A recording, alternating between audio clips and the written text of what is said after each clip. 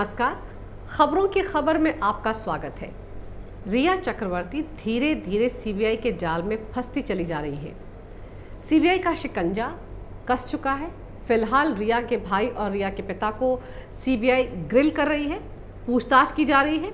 वहीं सिद्धार्थ पिठानी, दिवेश सावंत और नीरज से लगातार हो रही पूछताछ के बाद सवालों की एक लंबी चौड़ी फेहरिस्त उसके लिए भी तैयार हो चुकी है। बस अब रिया मोहतरमा को जवाब देने में कितना वक्त लगता है, इस पर सबकी नज़र है। लेकिन रिया के बारे में, उसकी साजिश के बारे में, कैसे उसने सुशांत को फांसा, इस पर रिया की एक बहुत करीबी दोस्त ने जो खुलासा किया है, उससे सबके होश उड़ गए हैं। उससे ये बात खुलकर सामने आ गई है कि कैसे रिया ने सुशांत को अपने जाल में फंसाया। ये महिला रिया और सुशांत की बेहद करीबी दोस्त है, जो अक्सर उनके घर पर होने वाली पार्टियों में भी शामिल होती थी और उनके घर भी जाती थी, और इन दोनों को उसने बहुत करीब से देखा है। इस दोस्त का कहना है कि रिया के पिता इंद्रजीत चक्रवर्ती ही सुशांत को पागल बनाने में लगे हुए थे। जी हाँ, रिया के डॉक्टर पिता ही सुशांत को ऐसी दवाइयाँ दे रहे थे जिससे वो दिन भर सोया रहता था और नशे में रहता था। उनकी कोशिश यही थी कि ज़्यादा सोचने समझने की हालत में सुशांत रहे ही ना, ताकि चक्रवर्ती खानदान उसके पैसे लूटने, उसकी तीनों कंपनियों को हड़पने का काम आसानी से कर सके। रिया की इस दोस्त के मुताबिक रिया के पापा भी पूरी तरह से इस साजिश का हिस्सा थे, और अभी पिछले हफ्ते रिया चक्रवर्ती और उसके एंजल, बेस्टमैन, बुढ़ा, उसके परों को कतरने वाले, मेरा मतलब उसे आज़ाद करने वाले महेश भट्ट के बीच की 8 जून की व्हाट्सएप चैट लीक हो गई थी। लीक क्या हुई थी? खुद महेश भट्ट ने चैट के बीच के हिस्से डिलीट करके बड़े शातिराना अंदाज से वो हिस्से लीक कर दिए थे, जो उन्हें रिया का मेंटोर साबित करने के लिए काफ़ी थे। खैर, उसी चैट के एक मैसेज से ये पता लग रहा था कि रिया के पिता को सुशांत कतई पसंद नहीं था, और जब रिया ने महेश को सुशांत को हमेशा के लिए छोड़ने की बात बताई तो महेश भट्ट एक्साइटेड हो गए थे और लिखा था कि इस फैसले से तुम्हारे पिता बहुत खुश होंगे। तो अब समझने वाली बात यह है कि अगर इंद्रजीत चक्रवर्ती सुशांत को नापसंद करते थे तो वो पहले तो उसका इलाज करेंगे ही नहीं, और अगर करेंगे भी तो किसी बीमारी की सही दवाई देने का तो सवाल ही नहीं उठता। तो क्या उन्होंने अपना एजेंडा फिट करने के हिसाब से ही उसे पागल बनाने की दवाई दी? चलिए, उन्हें सुशांत पसंद नहीं था, लेकिन उसका पैसा, उसकी कंपनियां, उसकी प्रॉपर्टी, ये सब तो बहुत पसंद था। तो जाहिर है सुशांत की सारी प्रॉपर्टी हासिल करने के बाद वो उसे रख कर करते भी क्या। इसीलिए उसे डिप्रेशन और एंजाइटी के नाम पर दवा का हैवी डोज दिया जा रहा था, ताकि वो जल्द ही पागल हो जाए। ये दावा रिया की दोस्त ने किया है। उसका कहना है कि उसे अब सुशांत की मौत के बाद पूरी कहानी समझ आ रही है। उसकी मौत के बाद जब उसने पुरानी सारी घटनाओं की कड़ियाँ जोड़ी तो वो खुद हैरान रह गई। उसके मुताबिक सुशांत को पागल बनाने में ये पूरा चक्रवर्ती खानदान ही लगा हुआ था। इस दोस्त का कहना है कि जब रिया शुरू में सुशांत को डेट करने लगी थी, तभी उसने बड़े शातिराना तरीके से जाल बिछाना शुरू कर दिया था। सोने के अंडे देने वाली मुर्गी था सुशांत पूरे चक्रवर्ती खानदान के लिए। शुरू से ही रिया चक्रवर्ती की नज़र सुशांत की प्रॉपर्टी पर थी, पैसे पर थी। तो इस मैडम ने सुशांत को प्रेत आत्माओं के बारे में कहानियां सुनाना शुरू किया, और ये डर उसके मन में बैठा दिया कि उसका पुराना घर हॉन्टेड है, उसमें घंटियों की आवाज़ें सुनाई देती हैं, वहाँ की लिफ्ट खुद ब खुद ऊपर नीचे चली जाती है, और लाइट भी फ्लिकर होती रहती है। इसका मतलब है कि वो घर हॉन्टेड है, यानी कि वहाँ भूत रहता है। और इसी तरह का जाल बिछाकर रिया ने सुशांत पर घर शिफ्ट करने का दबाव भी डाला, और उसी का असर है कि अपनी मौत से 4 महीने पहले ही सुशांत बांद्रा वाले इस डुप्लेक्स में शिफ्ट हो गए थे। 4.5 लाख महीने का किराया था इस घर का। रिया ने सारी चालें दरअसल अपनी माँ के कहने पर चली। इस दोस्त का कहना है कि रिया की माँ काला जादू करती हैं, और इसी के जरिए वो सुशांत को काबू में करना चाहती थी। यूरोप दौरे के दौरान भी इसी साजिश के तहत ये अफवाह फैलाई गई कि एक पेंटिंग को देखकर सुशांत को डिप्रेशन का अटैक पड़ गया था। वापस मुंबई लौटकर तो पूरे चक्रवर्ती खानदान ने सुशांत को चारों तरफ से अपने कब्जे में ले लिया। पहले ये उसके पुराने घर पर उसके साथ रहे, वहाँ पर पूजा पाठ का दौर चला। फिर ये उसे एयरपोर्ट के पास वाटरस्टोन रिजॉर्ट में लेकर आ गए, जहाँ पर रिया का पूरा परिवार 2 महीने तक सुशांत के खर्चे पर रिजॉर्ट में रहा। वहाँ पर सुशांत इस चक्रवर्ती खानदान के साथ बिल्कुल अकेला था। उसके साथ ना उसका स्टाफ था, ना ही वो अपने पिता या बहनों से फ़ोन पर बात कर सकता था। रिया ने उसके फ़ोन का नंबर भी बदल दिया था। और तो और अगर कोई फ़ोन आता भी था तो रिया ही सबसे पहले फ़ोन रिसीव करती थी। घर से दूर इस तरह से रिजॉर्ट पर सुशांत को कैद करके रखने का आखिर मतलब क्या था? वहाँ पर सुशांत के साथ इन लोगों ने क्या कुछ किया, इसके बारे में किसी को कुछ पता नहीं है। लेकिन इसी दोस्त का कहना है कि वहाँ पर सुशांत पर जादू टोना किया जाता था, एक तांत्रिक को भी वहाँ पर बुलाया जाता था, घंटों पूजा चलती रहती थी। ये सब कुछ रिजॉर्ट में इसलिए किया गया था ताकि वहाँ पर सुशांत का कोई अपना ना पहुँच पाए, और जब भी वो वहाँ से बाहर निकले तब तक सुशांत पूरी तरह से चक्रवर्ती खानदान के काबू में आ चुका हो। इसीलिए 2 महीने का वक्त तय किया गया। इस दौरान रिया ने ये झूठी खबर फैला दी थी कि सुशांत को डेंगू हो गया है।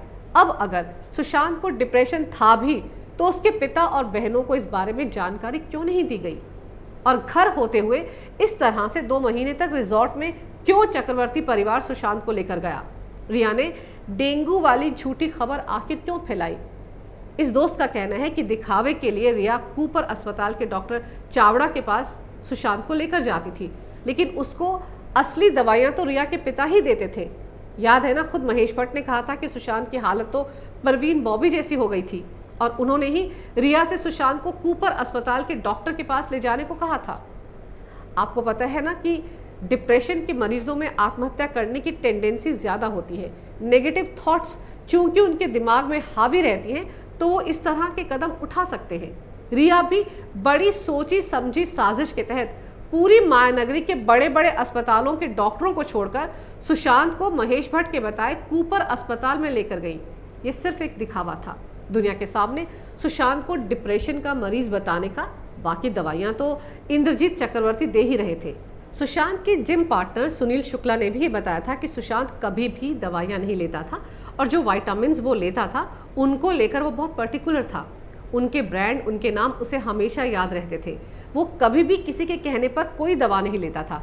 तो अब समझने वाली बात यह है कि रिया जब उसे ये दवाइयाँ देती थी तो क्या सुशांत ने कभी ये जानने की कोशिश नहीं की कि ये किस चीज़ की दवाइयाँ उसे दी जा रही हैं? तो सबसे बड़ा झोल यहीं पर है। दरअसल रिया पर वो इतना भरोसा करता था कि कभी उसकी मंशा पर सुशांत को शक ही नहीं हुआ। इस दोस्त का कहना है कि रिजॉर्ट से वापस फ्लैट पर लौटने के बाद भी पूजा हवन का सिलसिला चलता रहा। जब भी कोई ऐसा तांत्रिक आता था तो घर के दरवाजे बंद हो जाते थे, और इसी दौरान घर में ऐसा माहौल क्रिएट किया गया जिसकी वजह से सुशांत को खांसी आने लगी। वो बीमार रहने लगा, और रिया के पिता इंद्रजीत चक्रवर्ती ने दवाइयाँ खिलाने का सिलसिला यहीं से शुरू किया था। यही वो वक्त था जब सुशांत को ऐसी ऐसी दवाइयाँ दी गई जिनके चलते वो दिन भर सोता रहता था, नशे में रहता था। उसे डिप्रेशन और एंजाइटी की हैवी डोज दी गई। इस बात का खुलासा भी इसी दोस्त ने किया है। चूंकि वो सुशांत के घर अक्सर जाती थी तो उसे भी खांसी होने लगी थी। जब उसने वही दवाइयाँ ली तो उसे पता चला कि सुशांत को भी इन्हीं दवाइयों का हैवी डोज दिया जा रहा था ताकि वो दिन भर सोया रहे। और जब वो सोता रहता था तब रिया ने सुशांत के debit card, credit card, bank account, इन सबको अपने कब्जे में ले लिया।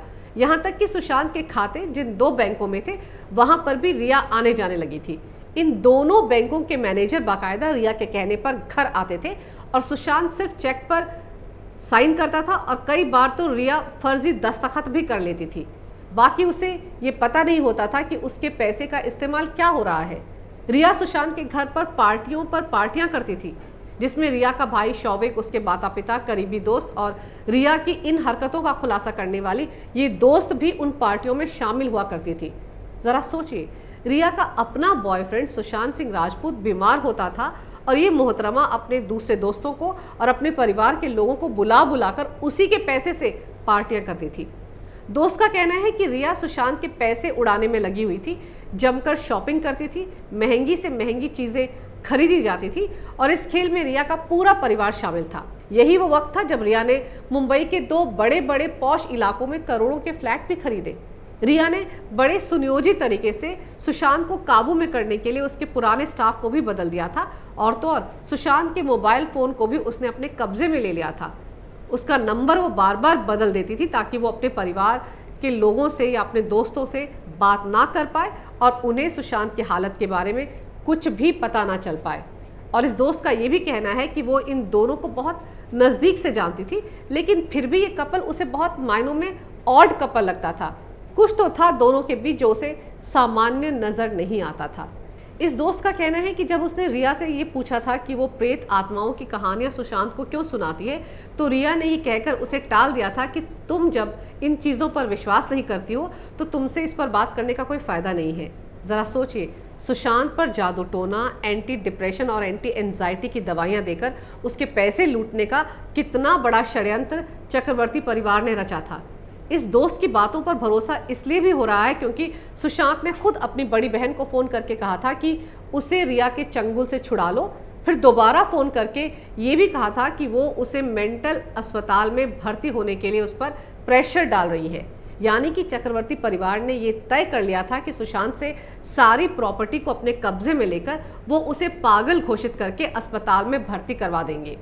दोस्त के मुताबिक रिया ने सारा स्टाफ बदलकर अपने चमचों को सुशांत के इर्द गिर्द तैनात कर दिया था ताकि उसकी हर गतिविधि पर नजर रखी जा सके। इसमें जो कुक नीरज है वो रिया के बताए मुताबिक सुशांत को दवाइयाँ दिया करता था। ये सब लोग एक गैंग बनाकर सुशांत के इर्द गिर्द मंडराते रहते थे और इस बात पर नजर रखते थे कि रिया की गैर मौजूदगी में कहीं वो अपने परिवार से बात तो नहीं कर रहा। ऐसे में सिद्धार्थ पिठानी, सैमुअल मिरांडा, दीपेश सावंत वो किरदार हैं जो रिया के लिए जासूसी करते थे। रिया के माँ बाप का रोल तो आपने समझ लिया, लेकिन भाई के भविष्य को संवारने के लिए भी रिया ने बड़े शातिराना तरीके से सुशांत की तीनों कंपनियों पर भी अपना कब्जा जमा लिया था। पहले इनमें से 2 कंपनियों की खुद डायरेक्टर बन गई थी और तीसरी कंपनी में अपने भाई को एडिशनल डायरेक्टर बनवा दिया था और अपने भाई को साइनिंग अथॉरिटी भी दिला दी थी, यानी कि चेक्स पर उसका भाई शौविक ही दस्तखत करता था। अब समझने वाली बात यह है कि ये स्ट्रगलिंग एक्ट्रेस जिसकी एक साल में कमाई 14 लाख है, वो कैसे करोड़ों के फ्लैट खरीद सकती है और करोड़ों की कंपनियों की डायरेक्टर बन सकती है। और इसने सुशांत से ज़बरदस्ती कहकर अपने भाई शौविक को एक कंपनी का एडिशनल डायरेक्टर बनवाया था। हालांकि सुशांत मान नहीं रहा था, लेकिन बाद में मान गया था। सुशांत के जिम पार्टनर सुनील शुक्ला का तो यहाँ तक कहना है कि सुशांत को 2 डैडी ने मिलकर मारा है, रिया के असली पिता इंद्रजीत चक्रवर्ती और रिया के शुगर डैडी यानी कि दिखावे वाले डैडी महेश भट्ट। वैसे भी महेश भट्ट को सबका पिता बनकर उल्टी सीधी हरकतें करने का अच्छा खासा एक्सपीरियंस है। वो अपनी सगी बेटी पूजा के लिए किस तरह के विचार रखते हैं और क्या कुछ बातें मीडिया में वो उसको लेकर सालों पहले बोल गए थे, वो विवादित बोल सबको याद है। सीबीआई ने रिया से पूछताछ करने के लिए सारे इंतजाम कर लिए हैं। रिया को छोड़कर बाकी सारे लोगों से पूछताछ हो गई है। अब सिर्फ रिया का ही नंबर लगने वाला है। खबर यह है कि अगर रिया झूठ बोलने की कोशिश करेगी तो उसे पूछताछ के बाद फौरन गिरफ्तार कर लिया जाएगा। अगर आपको मेरा ये वीडियो अच्छा लगे तो कृपया इसे लाइक करें, शेयर करें और हमारे चैनल को सब्सक्राइब ज़रूर करें। देखते रहिए कैपिटल टीवी।